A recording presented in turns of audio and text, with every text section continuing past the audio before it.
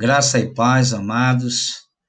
Continuando a nossa matéria de paracletologia, nós tivemos 3 aulas até agora, essa é a quarta e a última, para encerrar a matéria. E nós vimos os nomes do Espírito Santo, os símbolos do Espírito Santo, falamos da obra do Espírito Santo, falamos o Espírito Santo no Velho Testamento e o Espírito Santo no Novo Testamento. E eu quero encerrar falando de dons espirituais, um assunto extremamente importante. Para alguns, como eu falei nas aulas passadas, acreditam que os dons cessaram. Eles são os cessacionistas. E para nós, os dons, eles continuam. Nós somos continuistas. Eu sou um continuista. Eu creio nos dons do Espírito Santo, na atuação do Espírito Santo nos dias de hoje. Não há um texto na Bíblia que afirme que os dons cessaram. Você pode procurar em toda a Bíblia e você não vai encontrar nenhum texto que afirme que os dons cessaram. Então, a ausência de evidências não é evidência de ausência, certo? Eu vou repetir de novo. A ausência de evidências não é evidência de ausência, certo? Quero começar com um texto de Atos 2, 39, que diz assim: porque a promessa vos diz respeito para vós, olha só, para quem tem direito, para quem é a promessa, para quem é herdeiro dessa bênção. Atos 2,39 esclarece.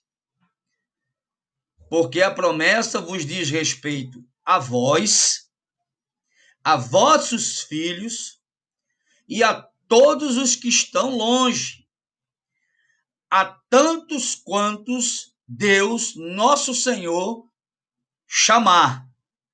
Então a promessa não é para alguns, a promessa é para todos. Como eu falei nas aulas anteriores, a promessa lá de Joel, capítulo 2, que se cumpriu em Atos, capítulo 2, ela não é para alguns. Aqui em Atos 2,39 diz que ela é para vós, vossos filhos, para aqueles que estão longe e para todos quantos Deus, nosso Senhor, chamar. A promessa é para todos, certo? Não é para alguns, não é privilégio de alguns. O Senhor derramou do seu Espírito sobre todos que estavam reunidos naquele cenáculo, né? Ali em oração, esperando a promessa do Senhor Jesus, que enviaria o outro Consolador. Mas a promessa se refere também à igreja do Senhor. A vontade dele é que todos sejam salvos, que todos sejam parecidos com Jesus e que todos sejam cheios do Espírito Santo. Porque é impossível viver uma vida cristã, é impossível viver uma vida de santidade, é impossível dar testemunho de Cristo sem a presença do Espírito Santo nas nossas vidas. A partir de agora, eu quero falar sobre dons espirituais, certo? Existem algumas relações na palavra dos dons espirituais. eu vou falar aqui de 23 dons espirituais. O primeiro texto que eu quero ler para vocês, ele é bem explicativo. 1 Coríntios 7, 7. Porque queria que todos os homens fossem como eu mesmo. Mas cada um tem de Deus o seu próprio dom. Um de uma maneira, outro de outra. Então, Deus dá a cada um conforme a medida da fé, conforme a vontade dele. Todos têm, no mínimo, um dom, certo? Com certeza você deve ter mais de um, mas no mínimo Deus distribuiu dons aos seus filhos, a nós, e cada um de nós tem um ou mais dons, certo? Paulo está dizendo aqui que ele gostaria que todos os homens fossem como ele. Ele tinha vários dons. Mas aí ele conclui dizendo, mas cada um tem de Deus o seu próprio dom. Então, não necessariamente o seu dom será igual ao meu, o meu igual ao seu e vice-versa, e assim por diante, tá? Cada um tem o seu próprio dom. 1 Coríntios, capítulo 12, do verso 1 ao 11, Paulo está falando que nós não podemos ser ignorantes acerca dos dons espirituais, porque muitas vezes nós pecamos, nós erramos por desconhecer as Escrituras e o poder de Deus, tá? Então, 1 Coríntios, capítulo 12, verso de 1 a 11, diz assim: acerca dos dons espirituais, não quero, irmãos, que sejais ignorantes. Vós bem sabeis que eres gentios, levado aos ídolos mudos, conforme eres guiados, né? Nós servimos a ídolos, a deuses, entre aspas, né? E nós éramos guiados por ele. Mas agora, ele está dizendo, Paulo, eu não quero que vocês sejam ignorantes. Eu quero que vocês tenham o conhecimento. E mais do que o conhecimento, eu quero que vocês tenham a experiência, que vocês vivam essa verdade. Aí ele continua.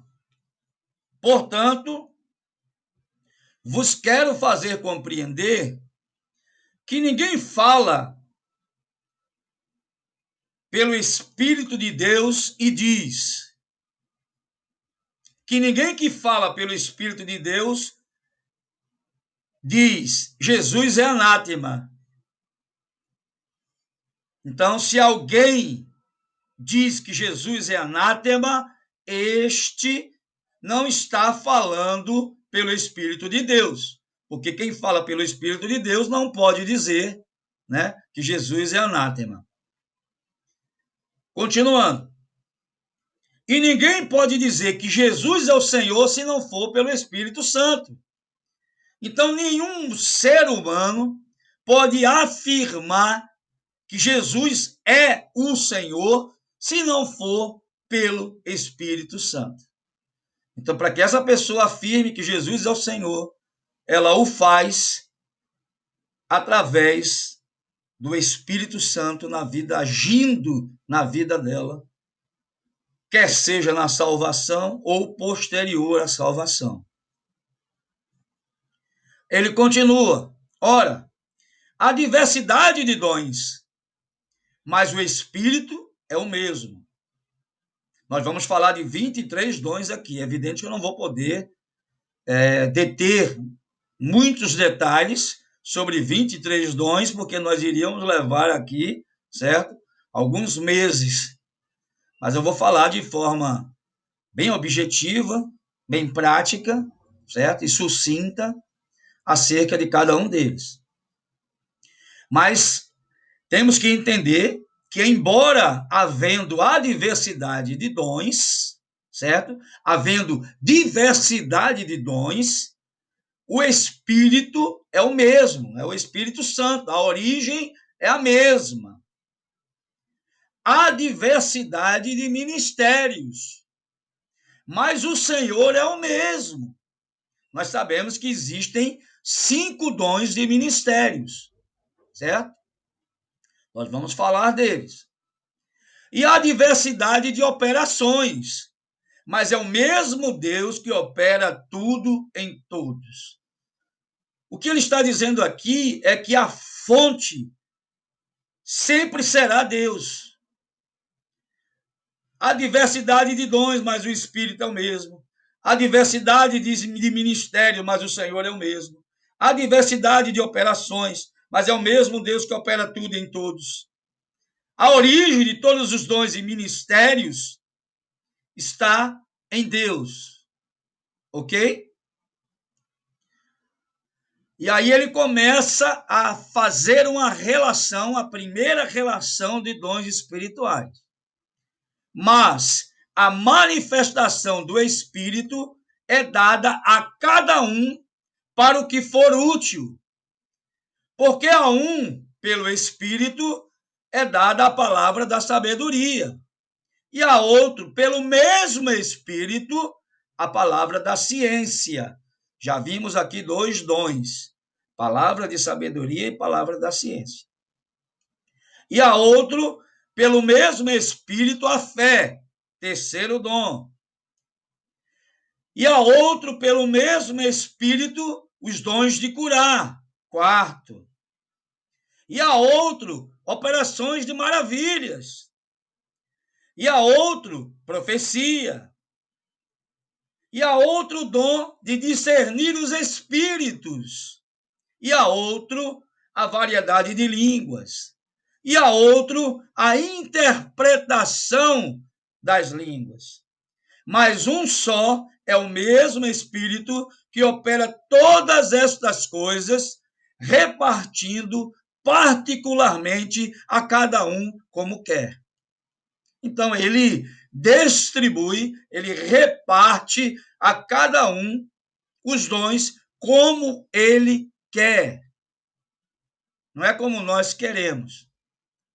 Nós somos, sim, orientados a orar e a buscar os melhores dons. Nós somos orientados a orar para interpretar as línguas.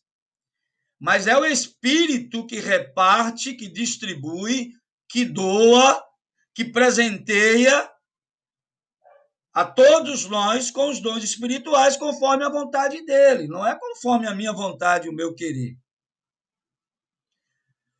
Um outro texto que vem complementando essa relação de dons está em 1 Coríntios 12, 29 ao 30, que diz assim: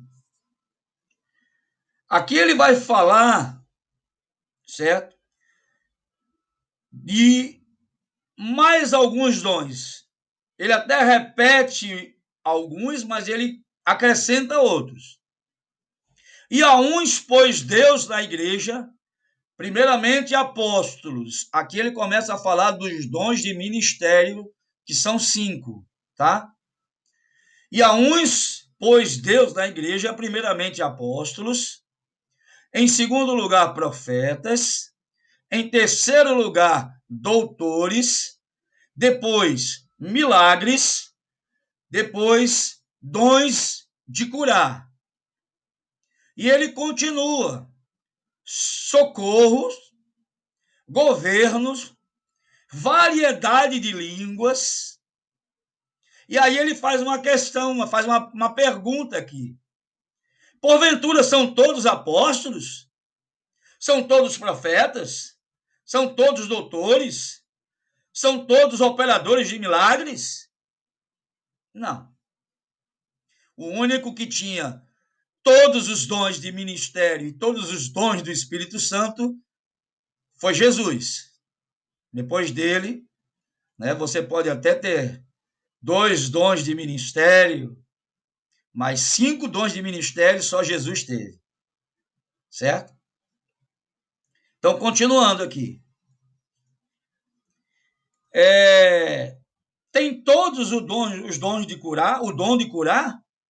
Falam todos diversas línguas? Interpretam todos? Óbvio que não, certo? Porque uns foram chamados para pastores, para apóstolos, profetas, mestres, doutores. Uns têm um dom de socorro, outros dons de curar, um tem dons de língua, outros interpretam, outros têm profecia. É por isso que somos chamados de quê? Comparados ao corpo humano. Nós somos o corpo de Cristo. E cada corpo, o corpo ele é feito de membros. Cada membro tem sua função. E não há uma função mais importante do que outra. Todos os membros do corpo têm sua função e são importantes para o corpo. O cabeça é Cristo. E o corpo somos nós, sua igreja. Cada um com seus dons, servindo a igreja, certo? E aí ele faz, né? Claro, aqui uma observação. Portanto, procurai com zelo os melhores dons, e eu vos mostrarei um caminho mais excelente. Ele nos ele nos incentiva a buscar os melhores dons, certo? E também ele diz que buscando esses dons, nós vamos experimentar, nós vamos andar por um caminho mais excelente, um caminho de intimidade, de comunhão e de experiências com Deus. Amém? Uma outra relação está aqui em Romanos capítulo 12, verso de 3 a 8, que eu quero ler com vocês. Porque pela graça que me é dada, digo a cada um dentre vós que não pense de si mesmo além do que convém. Antes, pense com moderação, conforme a medida da fé que Deus repartiu a cada um. Então, Deus repartiu a cada um de nós uma medida da fé. Nós vamos ver mais na frente, quando eu falar sobre o dom da fé.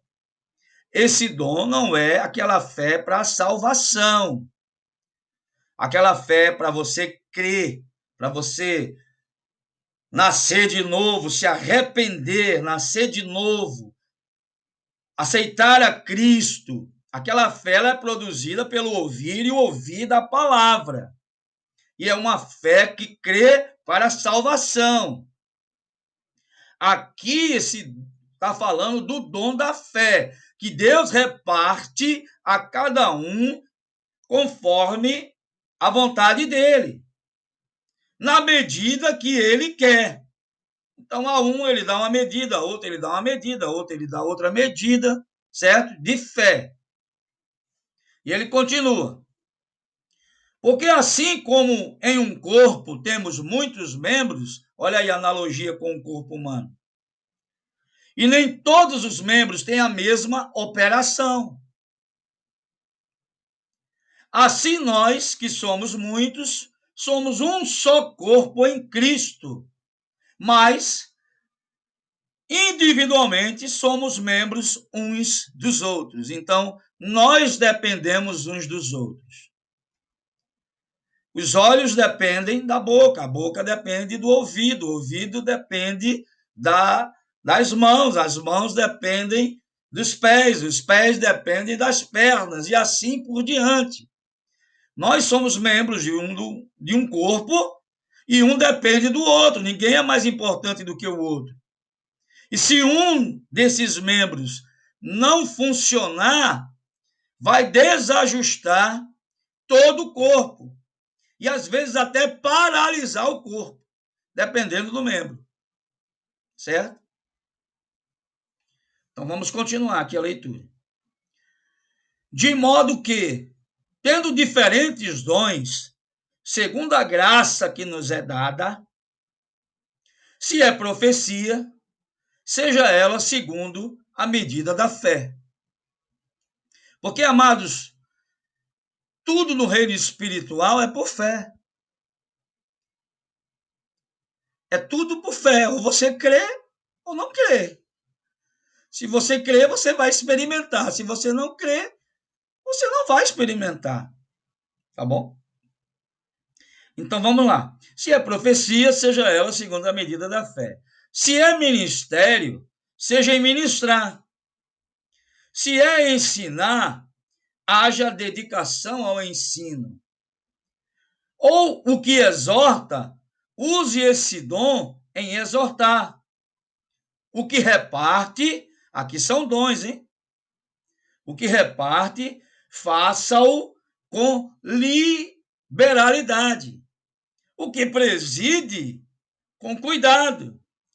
O que exercita a misericórdia, com alegria. Então já apareceram novos dons aqui, ó. O dom de misericórdia, certo? O dom de exortar, o dom de presidir, o dom de ensinar, certo? O dom de profetizar. Já apareceram novos dons que não estavam nas relações anteriores, certo? Vamos continuar. Mais duas relaçõezinhas aqui.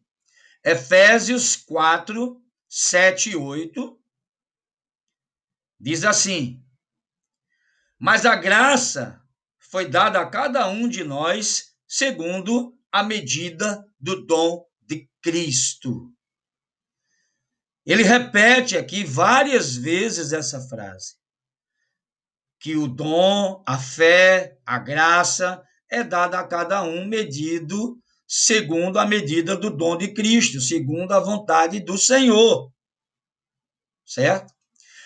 Por isso diz, subindo ao alto, levou cativo o cativeiro e deu dons aos homens.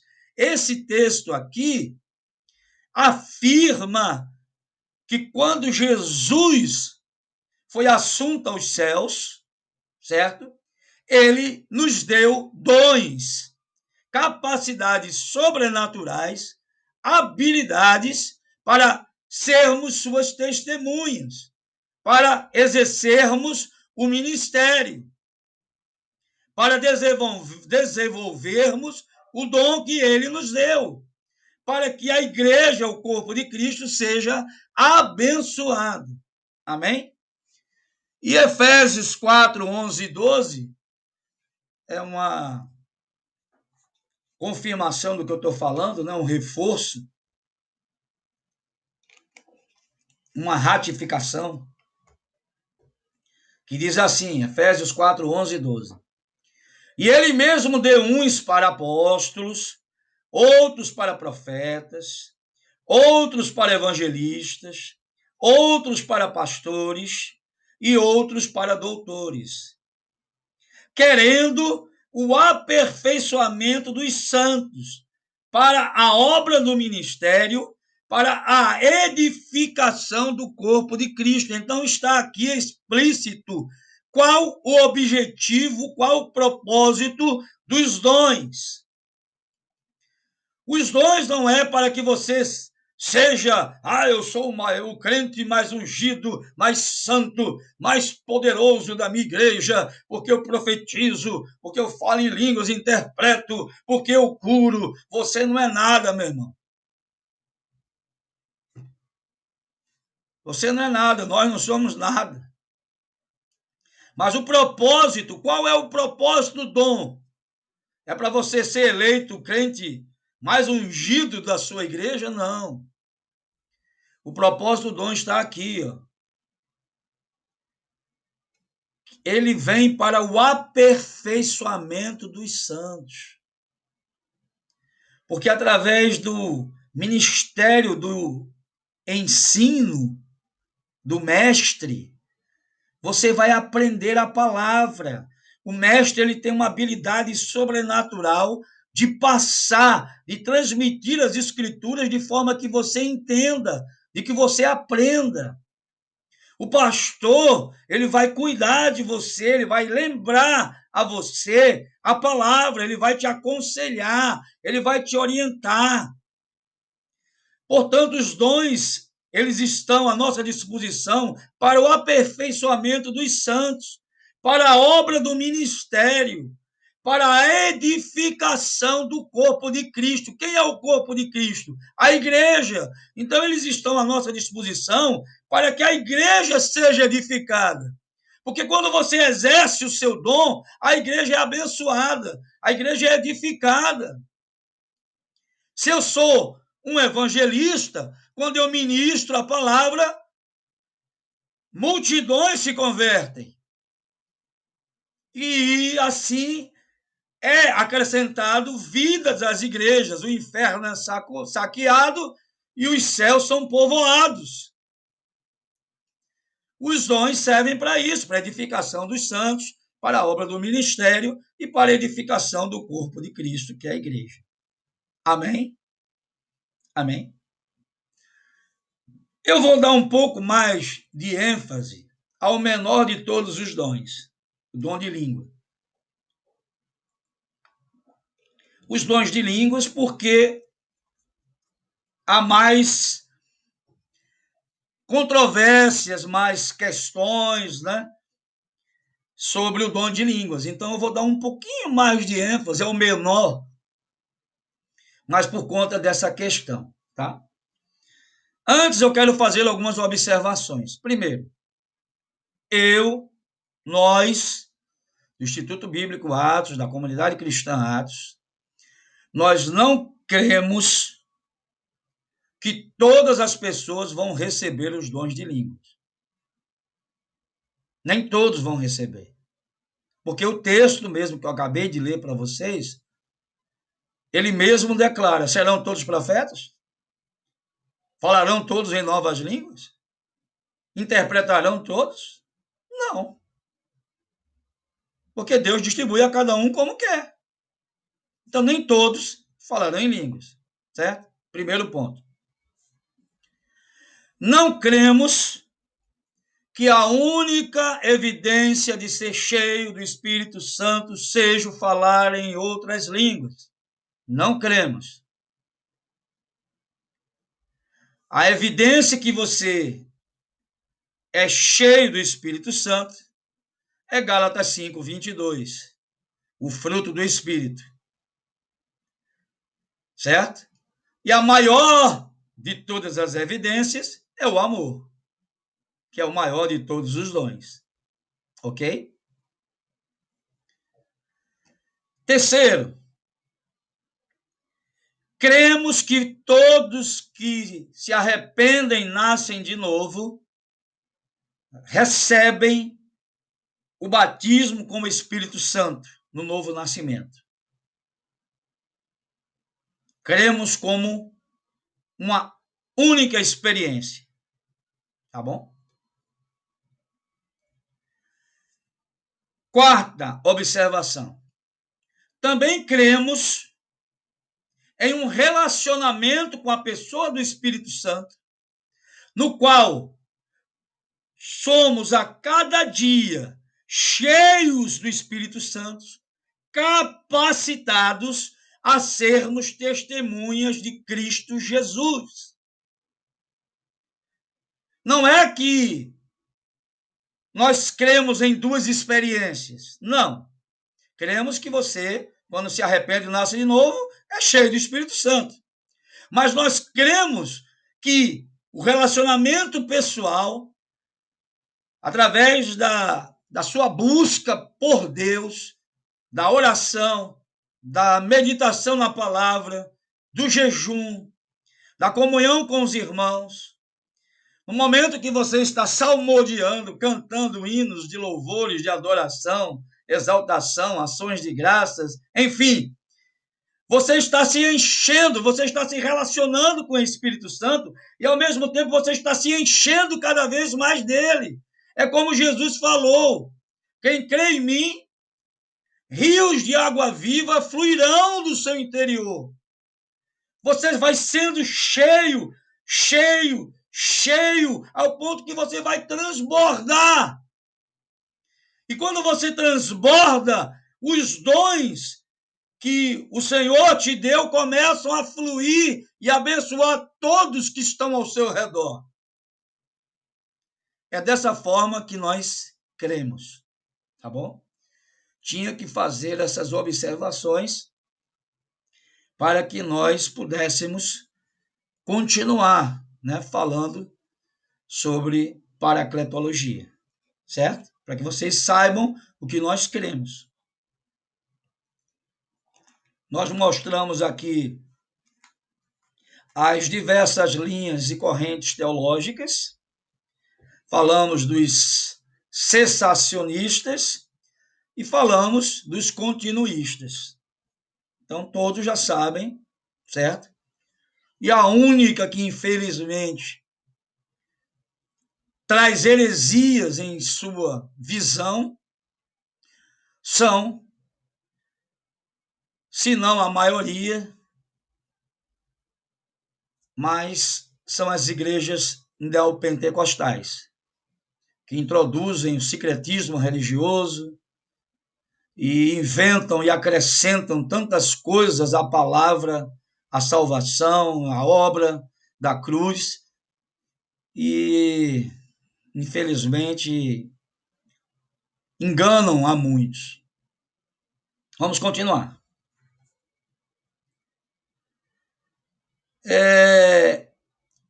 Eu não creio, e aqui eu acho muito importante, eu quero que você observe bem, eu não creio só no dom de línguas idiomáticos, embora eu já tenha visto uma vez, eu falei isso a vocês nas aulas passadas. Eu estava num culto onde uma pessoa que nunca falou inglês começou a falar inglês. E havia um americano casado com uma brasileira e ele traduziu o que aquela pessoa estava falando em inglês. Mas eu não creio que a Bíblia aqui, embora no Pentecostes tenham sido línguas idiomáticas, eu não creio apenas no dom de línguas idiomáticas. E eu vou explicar por quê.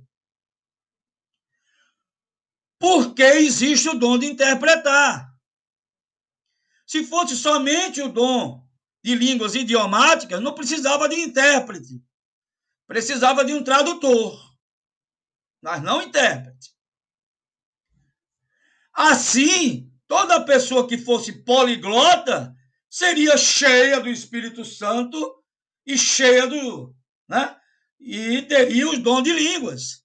Uma pessoa que fala inglês, português, francês, alemão, mandarim, espanhol, seria uma pessoa cheia do Espírito Santo e seria uma pessoa que teria o dom de línguas. E não é assim.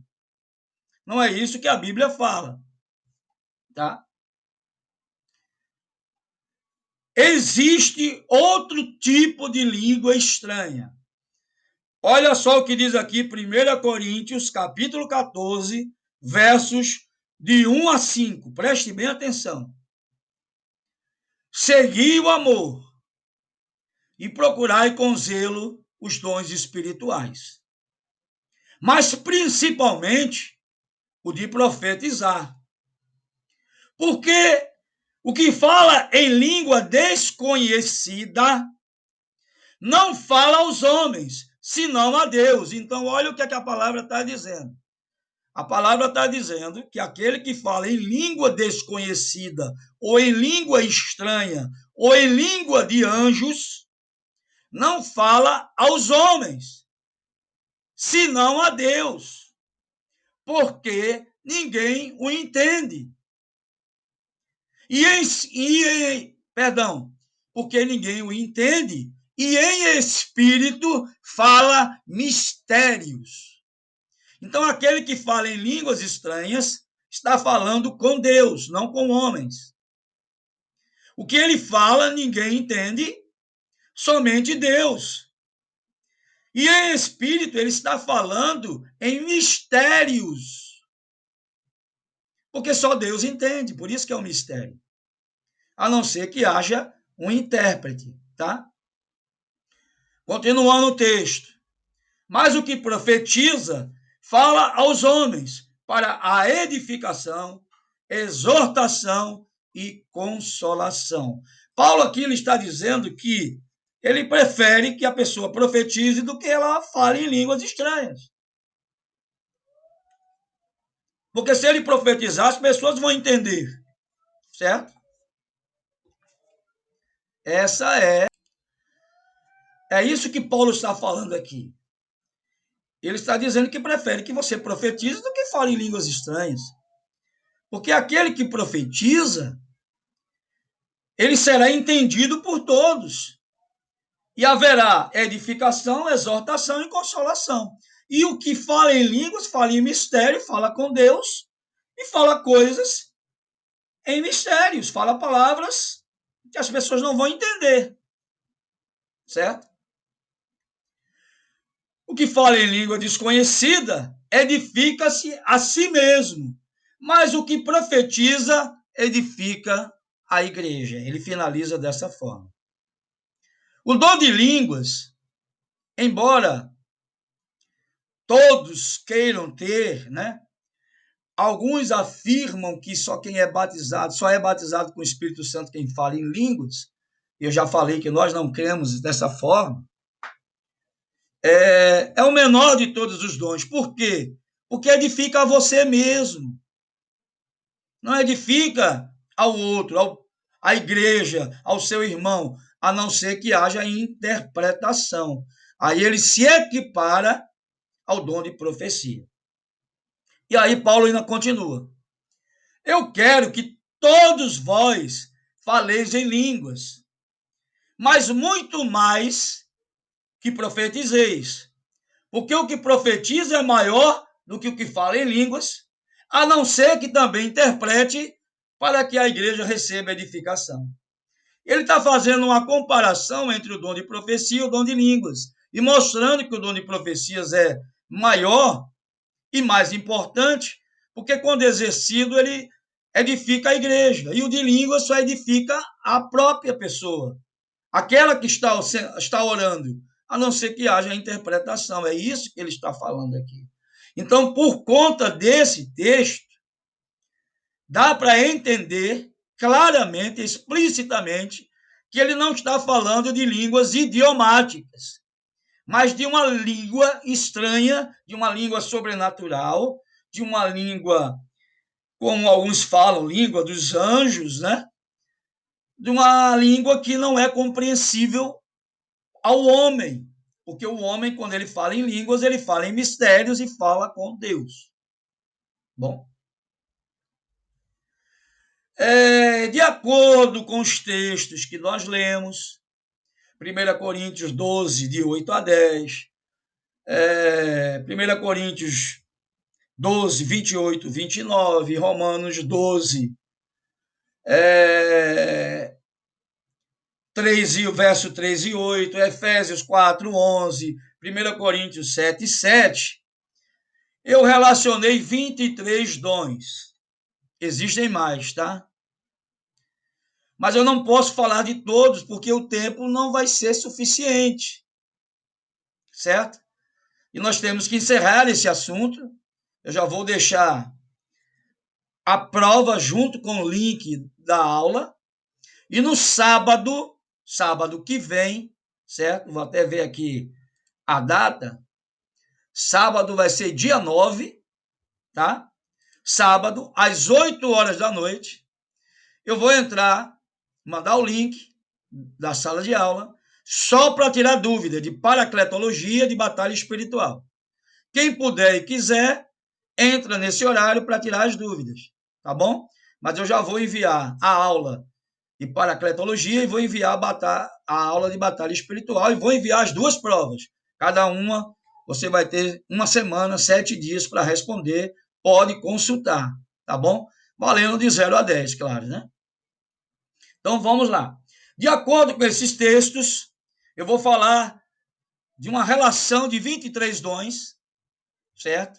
De uma forma superficial, Eu dei mais ênfase ao dom de língua porque é o que tem, né, mais correntes teológicas que divergem acerca dele, da existência ou não. Os dons eu vou falando, certo, à medida que nós fomos aqui dando continuidade à aula. Um dos dons que foi falado, mencionado, eu vou falar por ordem alfabética, tá? Foi o dom de administração. Então, existem pessoas que têm a capacidade de organizar várias tarefas e grupos de pessoas para realizar essas tarefas. Por exemplo, o pastor de uma igreja, de uma denominação, ele pode ter o dom de administração, mas ele pode não ter. E Deus levanta uma outra pessoa, um outro irmão, ou um outro pastor auxiliar para administrar a igreja. Então, ele cuida da parte espiritual, certo? Da igreja, das vidas, do aconselhamento, do pastoreamento, e essa outra pessoa ou outro pastor administra a igreja. Então, não necessariamente o pastor precisa ter o dom de administração. Alguns têm, outros não têm. Geralmente, todo pastor é um mestre, mas não é uma regra. Geralmente, todo pastor tem o dom de ministério, além do dom de ministério de pastor, ele tem um dom de ministério de mestre. Geralmente. Pode acontecer do pastor ter o dom de ministério de evangelista. E Deus levanta outros pastores, outros irmãos, com dom de ensino, de mestre, para juntos se completarem. E assim a igreja crescer sadiamente, porque a igreja precisa de todos os dons em funcionamento para que ela cresça de forma sadia. Se ela só tiver evangelismo, ela vai inchar, mas não vai haver amadurecimento, não vai haver ensino da palavra, não vai haver crescimento espiritual, conhecimento das escrituras.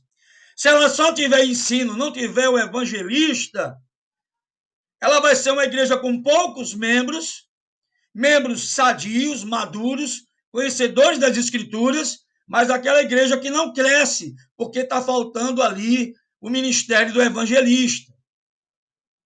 O pastor pode ser pastor, mestre evangelista? Pode. Mas ele pode ser só pastor. E Deus levantar outros pastores, outros irmãos, com esses dons, para juntos exercerem seus dons e ministérios, para que a igreja cresça de forma sadia e harmônica. Amém? Então, o dom de administração, o pastor pode ter, ou Deus pode levantar uma outra pessoa com esse dom para auxiliar e administrar a igreja e levantar um grupo de pessoas para realizar tarefas de administração da igreja. Aí vem várias coisas: relatório financeiro, cadastro de membros, secretaria, certo? Organização das entradas e saídas, organização dos recibos das notas fiscais, prestação de contas à Receita Federal, tudo isso está incluído aqui no dom de administração, certo? O dom ministerial apostólico. Eita, esse aqui também tem um pouco de distorções nos nossos dias.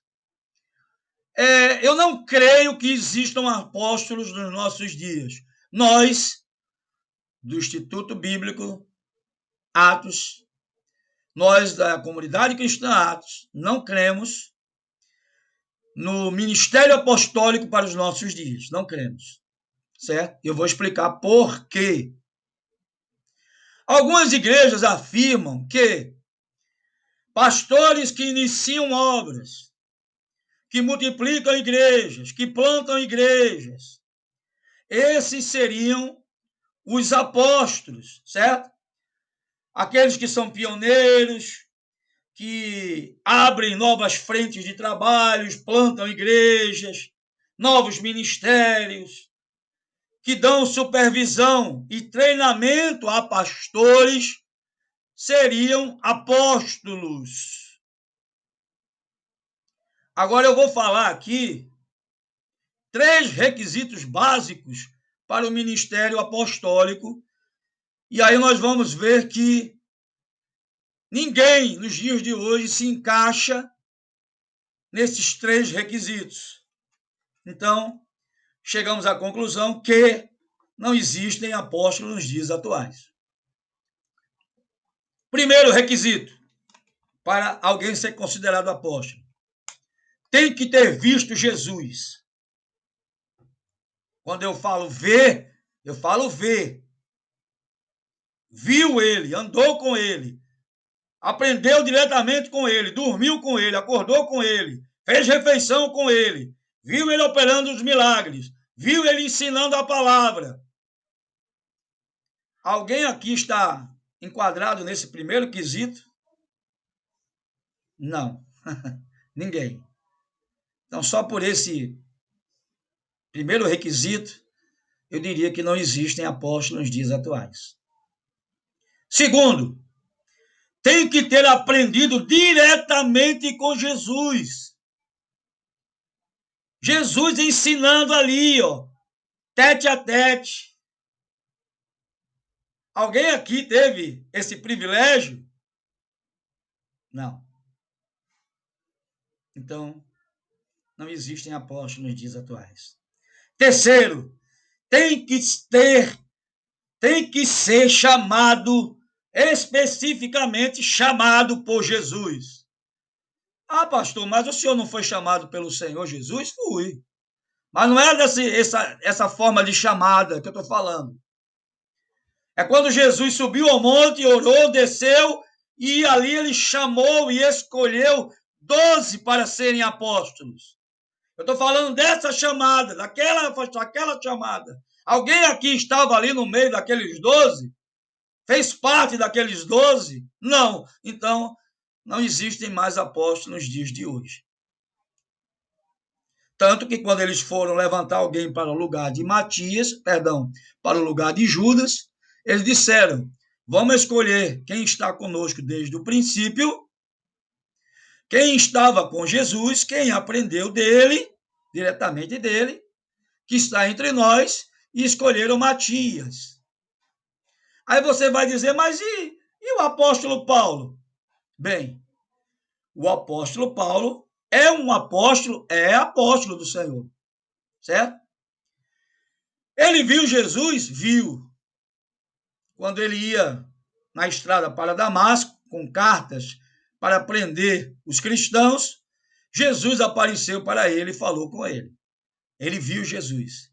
Ele ficou cego do brilho, da glória do Senhor naquele momento veio sobre a vida dele.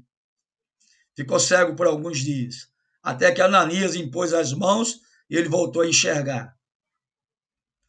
Ele passou 3 anos na Arábia, aprendendo diretamente com Jesus.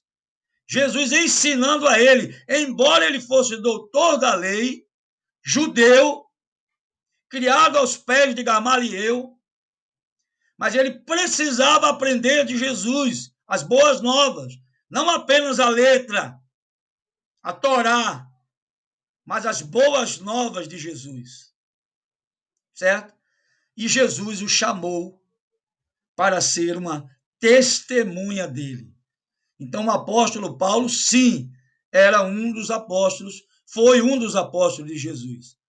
Depois dele, nenhum outro homem pode mais ser considerado apóstolo do Senhor Jesus Cristo.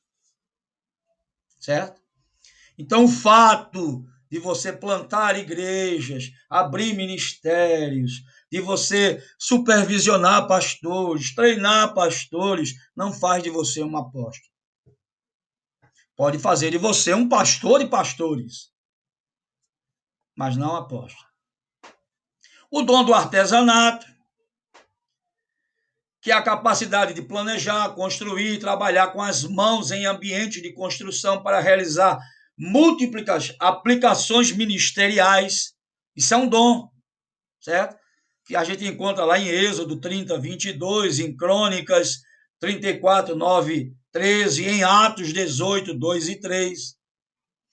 Existe o dom de discernimento de espírito, esse dom é importantíssimo para todo cristão, mas é importantíssimo para pastores.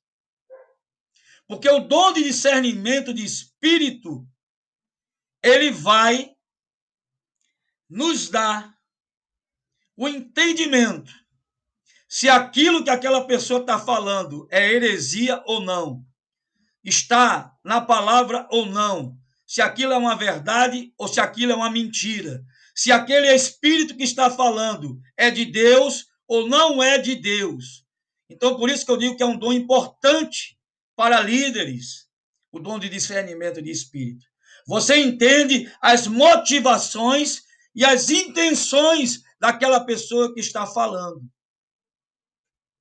Você tem esse discernimento, o Espírito Santo te dá esse discernimento. Opa, isso aí não é de Deus não, meu irmão. Isso aí não é Deus que está falando, não. Esse é um dom. E eu digo que é muito importante, principalmente para pastores, líderes. O dom do evangelismo, eu não estou falando do evangelismo, aquele evangelismo que todos nós fomos chamados a fazer. Quando Jesus diz, ide por todo mundo e pregar o evangelho a toda criatura. Essa missão é de todos os cristãos, sendo você evangelista ou não. Mas esse dom de evangelismo, que é um dom de ministério, é aquele que tem uma capacidade sobrenatural para pregar para multidões e multidões aceitarem a Jesus. Um dos exemplos, né, que eu poderia citar agora, o reverendo Billy Graham, que pregava para estádios lotados e milhares de pessoas aceitavam a Cristo. Ele tinha, sim, o dom de evangelismo, o dom de ministério de evangelista, certo? Mas não ter o dom de ministério de evangelista não significa que você não evangelize, tá? Porque a ordem foi dada para todo cristão, ir por todo mundo e pregar o evangelho a toda criatura. Aqui não está falando especificamente do dom de ministério de evangelista, não. Aqui está falando de todo cristão, tá bom? Não vamos nos enganar.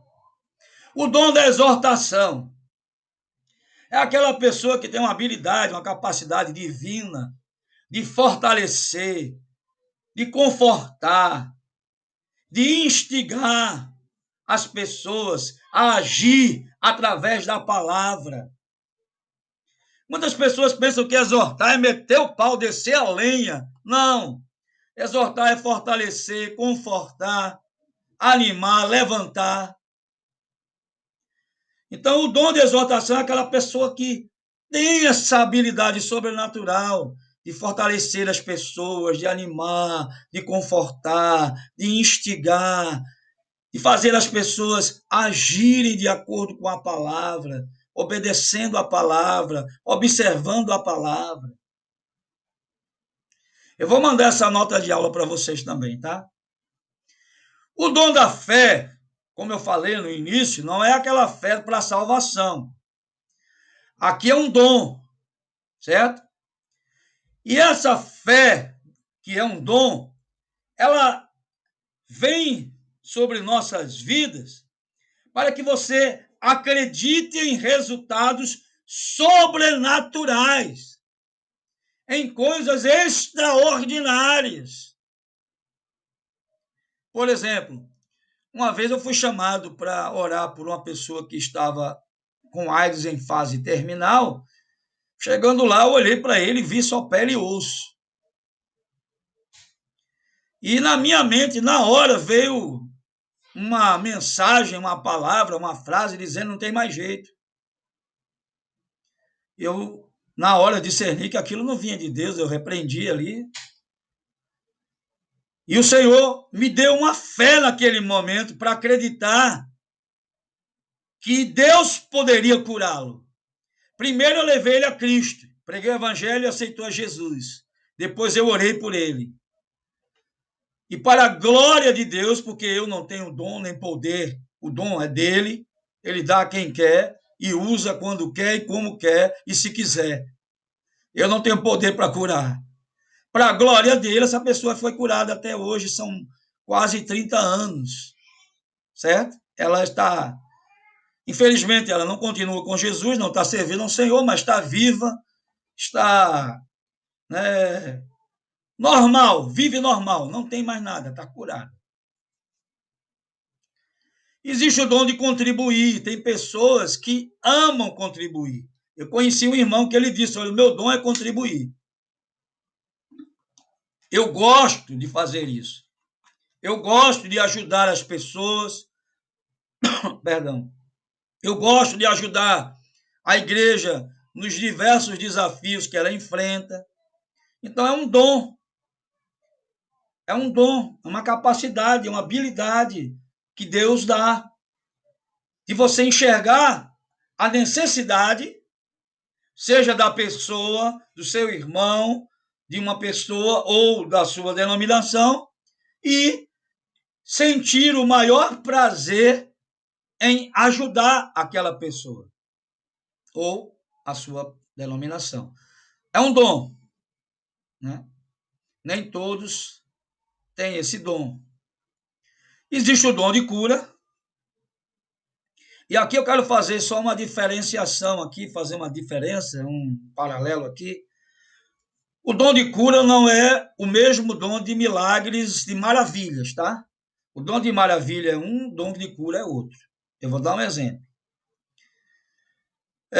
Uma pessoa que não anda ou não enxerga, você cura, você ora, e Deus cura e a pessoa passa a andar e passa a enxergar. Aquilo, ali é a manifestação do dom de cura.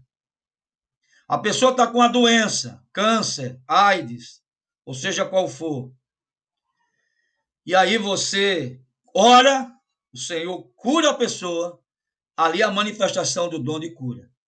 Agora, a pessoa nasceu sem um olho. A pessoa não tem útero, como eu já vi vários casos, inclusive uma pessoa que eu orei. A pessoa nasceu sem um membro.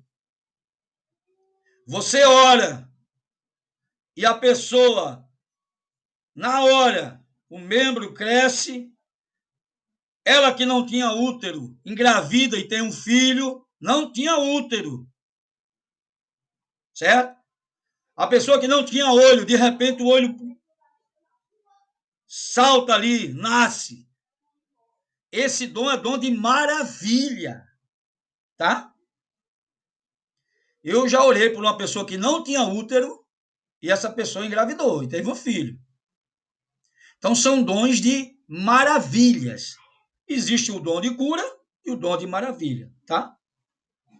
O dom de cura, aqui, ele pode ser aplicado tanto para cura física, mental, como espiritual, certo? Pode ser usado corpo, alma e espírito. Pode ser uma doença física, pode ser uma doença mental e pode ser uma doença espiritual, tá certo? O dom de socorro, poucas pessoas falam dele, mas ele é tão importante. É aquela pessoa que tem capacidade. Ela consegue, através de uma empatia, se colocar no lugar de outra pessoa, sentindo a dor da pessoa. E ela vai em socorro dessa pessoa e auxilia ela na sua necessidade, antes que outras pessoas façam. Ela não espera por ninguém, ela não pede, pastor, tal pessoa está precisando de ajuda, de um socorro, não. Ela sabe, Deus mostra a ela, ela enxerga e ela vai lá. E ela faz o que ela pode e faz o melhor. O dom de socorrer as pessoas. Um dom tão importante, mas tão pouco conhecido, tão pouco exercido, tão pouco buscado, tão pouco vivido, né? Hospitalidade também é um dom, tá? Receber bem as pessoas na sua casa é um dom. Criar ambientes calorosos, acolhedores, né, para outras pessoas na sua casa ou na casa de outras pessoas, receber as pessoas bem. Isso é um dom, é o dom da hospitalidade. Eu aprendi isso desde que me converti. Olha, quando você receber um irmão, dê o melhor para ele. Então, o que é que a gente fazia? A gente separava qual que você tem de melhor. É o seu quarto. Então você organiza, limpa a casa, deixa a casa toda organizada, cheirosa, receba a pessoa com amor, com carinho, ela vai ficar hospedada no seu quarto. Você vai dormir no quarto dos meninos, na sala, onde você for. Mas aquela pessoa você vai dar o melhor que você pode. Isso é o dom, né? Todo mundo que tem. Tem pessoas que não gostam de receber pessoas nas suas casas. Isso é o dom da hospitalidade. E a palavra diz que muitos, sem saberem, hospedaram anjos. Um exemplo é Abraão, né? E tem outros nos nossos dias também, tá? Intercessão é um dom. Tem pessoas que têm o dom de interceder. Então, quando elas oram, elas têm um tempo de adoração, de louvor, de exaltação, de gratidão, de ação de graças. E ela tem um tempo de intercessão, onde ela intercede pelas autoridades, pela nação, pela sua nação, por outras nações, por pastores, por missionários, por irmãos, pela sua família e por causas específicas, por pessoas específicas. São pessoas que têm o dom de interceder, de se colocar na brecha por alguém, no lugar de alguém, sentir a dor do outro e interceder por essa pessoa, se colocar na brecha entre a pessoa e Deus. Isso é um dom, tá? Palavra do conhecimento. Trazer a verdade a uma situação por revelação sobrenatural. Frequentemente acompanhado por uma palavra de Deus. Quando Deus nos dá essa revelação sobrenatural sobre uma situação específica, ele nos dá uma palavra acompanhando para que a gente possa transmitir a essa pessoa, certo? Um dos exemplos, né? Existem vários exemplos, não tem condições de falar de muitos aqui, já estamos com 1 hora e 3 minutos de aula. Jesus usou muito, né, em seu ministério a palavra do conhecimento, a palavra da sabedoria. Esses são dons de revelação, tá?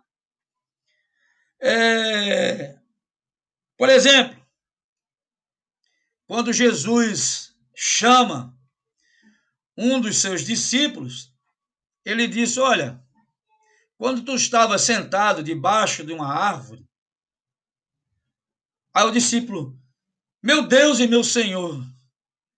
Aí ele disse: só porque eu disse que você estava sentado abaixo de uma árvore, você vai ver coisas maiores do que isso. Então, aqui é a palavra do conhecimento, é um dom de revelação.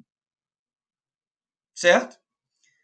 Quando Saul estava escondido na bagagem, ali foi a palavra do conhecimento em manifestação. Onde é que está Saul? Está escondido ali, ó, na bagagem. E tem muitos outros exemplos, eu coloquei alguns aqui. Atos 5, de 1 a 11, 1 Coríntios 12, 8, Colossenses 2, 2 e 3, são muitos, muitos, muitos. Existe o dom da liderança, certo? Que é a capacidade de influenciar outros, certo? Geralmente, todo líder, certo? Toda pessoa que está na liderança, ele tem um dom de liderança, ou deveria ter. Geralmente, quem tem um dom de liderar, ele tem essa capacidade de influenciar as pessoas e fazer com que as pessoas o sigam, tá bom? O dom de misericórdia, que é a capacidade de sentir empatia e de cuidar daqueles que estão sofrendo de alguma forma. Eu me lembrei agora de uma irmã que no projeto Atos 2 ela nos ajuda dando sopa para que a gente possa distribuir com os moradores de rua. O pai dela, quando vivo, sabe o que ele fazia? Ele ia para a restauração, para o hospital aqui público, em Recife, e as pessoas que vinham do interior, que não tinham onde dormir, ele levava para a casa dele, ele tinha um quarto separado para essas pessoas dormirem, ele dava refeição, ele dava abrigo para essas pessoas. Ele tinha prazer em fazer isso. E muitas vezes ele abrigava o próprio enfermo e cuidava dele e só saía da casa dele quando essa pessoa estava totalmente curada. Isso é o dom da misericórdia. Esse deveria ser um dom que todos nós deveríamos buscar. Já falei para vocês do dom de maravilha, que é a capacidade divina de alterar os resultados naturais da vida de um modo sobrenatural através da oração, fé e orientação divina. Ele mexe com as leis da natureza. Ele vai além do normal, além do natural, certo? Tem um autor que vocês poderiam procurar e ler o livro dele e da esposa dele, T.L. Osborne, e você vai ver as cruzadas dele aí no mundo afora e os milagres que Deus fez através da vida deles. Todos relatados com fotos, certo? Que são dons de operar milagres. Eu me lembro que aqui é uma manifestação do dom de cura com a palavra de conhecimento. Eu estava fazendo a campanha em uma igreja, uma campanha sobre fé, já tem tem uns 20 anos, 15 anos, nem sei mais o tempo. E um dia antes, eu estava orando para ministrar. Na terça-feira eu estava orando, Deus me mostrou que uma irmã estava com um nódulo no seio e era maligno. Eu esqueci, continuei orando, me preparando. No dia seguinte, comecei a ministrar. No final da oração, no final da ministração, já quando eu ia orar, o Senhor me lembrou. E você fica naquela, né? Será que é de Deus? Será que não é? Porque você não quer falar algo em nome de Deus que não seja Deus que está mandando. Aí é problema, né? Problema sério. E aí, em dado momento, eu disse, olha, tem uma pessoa aqui, uma irmã, que essa semana fez um exame e deu um nódulo, ou foram dois, não me lembro agora, no seio e é maligno. Eu quero que essa irmã venha aqui à frente. Deus vai te curar. Uma irmã se levantou e veio à frente. E eu pedi para minha esposa e a esposa do outro pastor orar por ela. Quando é na próxima quarta-feira, que eu estou ministrando de novo, antes de ministrar, ela chega para mim com dois exames. O primeiro mostrava que tinha dois nódulos e era maligno. E o segundo, que ela fez posterior àquele dia que nós oramos, aquela quarta-feira, dizendo que não tinha mais nada, absolutamente nada. Aí é uma manifestação da palavra de sabedoria, palavra de conhecimento, porque eu fui revelado da situação, e a manifestação do dom de cura. Observação, eu nem toquei nela. Quem orou e tocou as mãos, impôs as mãos nela e orou, foram minha esposa e a outra pastora, a esposa do outro pastor. Tá bom? Quem curou foi Deus. O dom do pastorear, né? É um dom de ministério. A pessoa tem que ter dom, tem que ter a chamada mesmo, tem que ser chamado por isso, para esse ministério, porque senão vai ser um mercenário. Tá? Tem que amar vidas, pessoas e não coisas. Tem que valorizar pessoas. e não coisas, tá bom?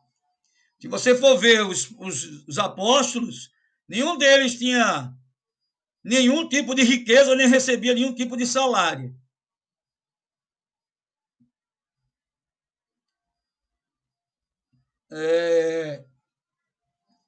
O pastor ele tem uma capacidade divina de cuidar das necessidades pessoais dos outros, nutrindo e aconselhando, pastoreando, cuidando, discipulando as pessoas, certo? É um dom, é um chamado. A profecia, tá? Eu não vou me alongar muito, mas o dom de profecia, toda profecia tem que ter respaldo na palavra. Eu creio no dom de profecias. Já recebi muitas e se cumpriram, certo? Quando eu fui transferido para a Tefé, eu nem sabia que seria transferido. Um irmão, ali 1 mês ou 2 meses antes, chega para mim e disse para mim que eu iria para um lugar. Quando eu fui para Rio Branco também, eu estava num culto de oração, uma pessoa que nem me conhecia falou que eu ia viajar, ia para um lugar distante, passar um tempo, ia fazer uma obra lá, e depois eu fui transferido para Rio Branco. Eu creio na profecia, mas toda profecia tem que ter respaldo bíblico. Se alguém chegar para você e disser, olha, você não é para estar casado com essa mulher, é para casar comigo, ou com tal pessoa. Qual o respaldo bíblico que tem essa profecia? Nenhum. Isso é do inferno. Isso é profetada. Então, a profecia tem que ter respaldo na palavra. Se ela não tiver base bíblica, descarte essa profecia. Tá? Primeiro, conheça o profeta, a vida do profeta. Se ele é um homem ou uma mulher de Deus, que busca viver em santidade, que é uma pessoa de oração, que tem testemunho. Então, o dom da profecia é a capacidade de comunicar a verdade e o coração de Deus de uma forma que chama as pessoas para um relacionamento correto com Deus. Tem que estar amparado na palavra. Tá bom? O dom da profecia é você revelar o coração de Deus para a pessoa. O que Deus está sentindo, por exemplo. Mas Deus jamais vai falar algo que venha de encontro à sua palavra. Jamais. Jamais. O dom do serviço, que para mim todo cristão deveria ser servo. Pastor é servo. Mestre é servo. Evangelista é servo. Seja qual for o seu dom, você é servo. Tem até uma frase, né? Se você não vive para servir, você não serve para viver. Não é isso? Então, o dom do serviço é a capacidade de fazer pequenas ou grandes tarefas em trabalhar pelo bem geral do corpo de Cristo, da igreja. Certo? Ou seja, servir. Servir a Deus, servir a igreja. Eu, quando diácono, eu procurava chegar antes de todos, pegava as chaves da igreja, abria todas as grades, portas, janelas, ligava os ventiladores, passava um pano em todas as cadeiras para tirar as poeiras para os irmãos quando eram cadeiras de plástico, quando os irmãos se assentassem não se sujarem. Ia ver se tinha água no bebedouro, ia no banheiro ver se estava limpo, se não tivesse eu limpava, via se tinha papel higiênico, enfim. Eu amo servir até hoje, né? Eu amo servir e vou servir enquanto estiver vivo. O dom de línguas eu já falei, não preciso falar mais, já falei no início. A interpretação também já falei, tanto de línguas como de interpretação. A palavra de sabedoria é um dom, tá? Não é como a sabedoria humana que você adquire com estudo ou conhecimento, não é. É aquela sabedoria que você recebe e é manifesta em alguns momentos da sua vida. Certo? Não é uma sabedoria sua que você adquiriu através do estudo secular ou teológico, mas é algo que vem naquele momento para aquela situação. É como Jesus disse, quando você for falar, não se preocupe com o que você vai falar, porque naquele momento lhe será dadas as palavras. E depois você até se surpreende e diz assim, meu Deus, de onde foi que saíram essas palavras? De mim? Não foi. Só pode ter vindo do Senhor. Então, esse é o dom da palavra da sabedoria. Amém, queridos? Então, com isso, nós encerramos a nossa aula a nossa matéria paracletologia. Eu espero que todos tenham gostado. Assistam essa aula, porque eu vou já postar a aula junto com a prova e vocês terão 7 dias para responder a prova. Lembrando que sábado, agora, sábado próximo, dia 9, às 20 horas, eu estarei online pelo Team Link para tirar dúvidas da matéria paracletologia e da matéria batalha espiritual, que eu vou postar daqui a uma hora, mais ou menos. Então, fiquem na paz e até a próxima aula. Deus abençoe.